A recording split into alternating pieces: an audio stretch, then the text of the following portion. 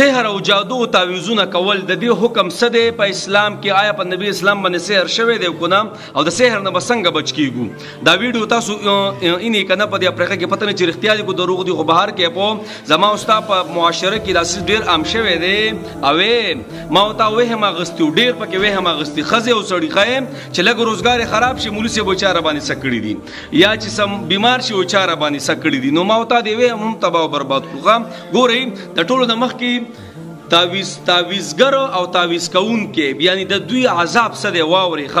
ښه د عمر رضی الله تعالی عنہ دور کې نه او دا هغه کسان زیاتره کې چې مولیان نه داسې عام شیخانه په دې لارو کوڅو کې ناس او دا تعویزونه ماویزونه کوي د خلکو دا کورونه ورای تباہ او برباد کوي. واوري ښه دومره لویه کبیره ګناه ده. د عمر رضی الله تعالی عنہ دور کې چې فارس په فتح کیږي او قیدیان گیر کوي وغیرہ او چې کلم جادوګر گیر کوي کنه سر او د صبر مکوي قتل کوي مکمل قتل کوي ختم کوي. عمر سے دا حکم کړو خام او د دې په دور کې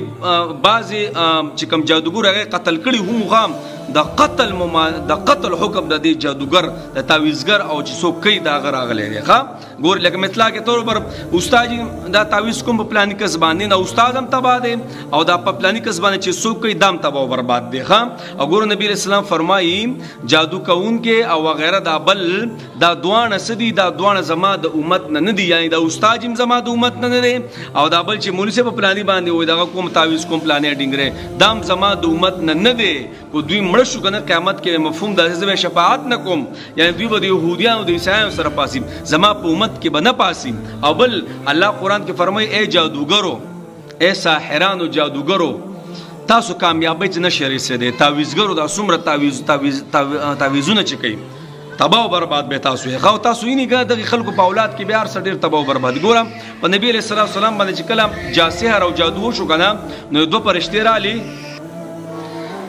په نبی علیہ السلام چې کله سحر وشو کنه نو شپږ میاشت نبی علیہ السلام ډیر عجیبه تکلیف کیو یعنی داسې و ګویا چې چا تړلی و چا تړلی دا داسې بدن د نبی علیہ الصلوۃ والسلام او عائشہ صاحبه فرمایي زار شم دی وای نبی علیہ الصلوۃ والسلام به یو کار کړو او وی به دا کار مې نه دی کړی او یو کار به نو کړی او ویل به چې دا کار مې کړی یعنی یاداشم سدي یاداشم ډیر کمزوري شوی نو نبی اسلام ډیره بیماری تیر کړی و. نو دوه فرشتي خوب کې ولیدي نبی علیہ الصلوۃ والسلام ایو فرشتہ غبل ته وای دا ولی بیمار دی د وجه صدا نو نبی علیہ الصلوۃ والسلام د دوه فرشتي اوس خبرې کې نبی اسلام اوري ابل فرشتہ ته وای په دې باندې خو لبیب بن عاصم دا يهودي دا غلوریانو په څه کړی دي تعویذونه کړی یعنی سحر او جادو په کړی دی. ها وای په کوم ځای کې دي نو زروان یو کویا وای پای کې دنه پراته دی. الله اکبر کبیره. کله نبی رسول الله را پاسې دو کنه را پاسې دو علی رضی الله تعالی عنہ په سیورې ګو چالي لاړ شه او پلاني ځای کې کویا دی ال تلاړ شه علی سے بوج کله مونږ ال تلاړو نو دا کوی په خوا باندې نږدې یو دوه کجوري وي او داسې ډیر خطرناک هغه شکل هم دا کجور ډیر خطرناک ویلان چې مونږه ورکو شو نو یو غټه پرته و دا غي د لاندې دا تعویذونه پراته وخا او په نبی علیہ الصلوۃ والسلام د کجور دا پوسکین نه پدې کې دننه او دا کوم ګومن نه پدې کې یو لس دغه غوټي ورکړی و نبی اسلام د وختونه او دومره خطرناک سحر جادو کنا تعویذونه چې د تعویذونو د شدت د وجنه هغه بسوي هغه هم داس نکریزه شوی وي خام نو بیا جبرئیل علیہ الصلوۃ والسلام اخرنی دو سورتونه قل اعوذ برب الفلق قل اعوذ برب الناس دا سورتونه راوړل او نبی علیہ الصلوۃ والسلام یو آیت وی ایو غوټه به پرانیستله گویا داس شو نبی اسلام فرمایي چې گویا زما بدن چا تړل او خلاص شوم. ښه الله اکبر. ګوري نبی اسلام د تعویذونو او د سحر د جادوونه د بچ کېدو د پاره یو خيستا یو نبوي نسخه خود لسا